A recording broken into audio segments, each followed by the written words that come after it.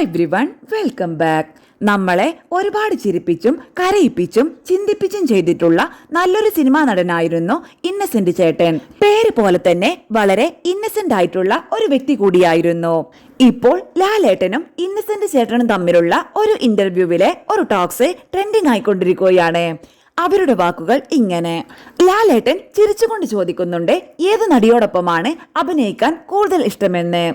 മനസ്സിലുള്ളത് മഞ്ജു വാര്യർ, നവ്യ നായർ, ഇപ്പോഴത്തെ പിള്ളേരില്ലേ, മീര, അതൊക്കെയാണ് നമ്മുടെ മനസ്സിലുള്ളത്. പക്ഷെ അന്ന് തൊട്ട് ഇന്നുവരെ KPSC ലളിത തന്നെയാണ്. ആലീസ് എന്നാണ് അവരുടെ പേര്. ആലീസ് ചേച്ചി, ദേഷ്യം വരുമ്പോൾ നിങ്ങളെ വിളിക്കുന്ന പേരെന്താണ്? ദേഷ്യം വരുമ്പോൾ അങ്ങനെയൊന്നും പറയാറില്ല. ആ സമയത്താണ് എന്റെ വിദ്യാഭ്യാസത്തെ പറ്റി ആലീസ് പറയുന്നത്. അതെന്താ കാരണം? അത് അവൾ പറയും 8ാം ക്ലാസ് അല്ലേ ഉള്ളൂ, അതുകൊണ്ട് ഞാൻ ഇത്രയൊക്കെ പ്രതീക്ഷിക്കുന്നുള്ളൂവെന്ന്. എനിക്ക് മനസ്സിലായിട്ടില്ല അത് എന്താ അങ്ങനെയെന്ന്. പിന്നീട് ലാലേട്ടൻ ചോദിക്കുന്നുണ്ട് എന്നോടൊപ്പം അഭിനയിച്ചതിൽ ഏറ്റവും ഇഷ്ടമുള്ള കഥാപാത്രം ഏതെന്ന്. എനിക്ക് ഏറ്റവും ഇഷ്ടപ്പെട്ട കഥാപാത്രം ദേവാസുരത്തിലെ ഭാര്യയാണെന്ന്. അന്ന് ഇന്നസെന്റ് ചേട്ടൻ ഉണ്ടാക്കി പാടിയ ഒരു പാട്ടുണ്ട്, അതൊന്ന് പാടാമോ? അതിനെന്താ?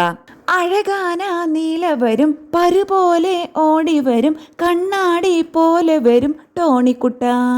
പാവം, എന്തോരം ചിരിപ്പിച്ച മനുഷ്യനാണ്. ഒരുപാട് മിസ് ചെയ്യുന്നത് ഇന്നസെന്റ് ചേട്ടൻ, മണിച്ചേട്ടൻ, ഹനീഫിക്ക ഇവരൊക്കെയാണ്.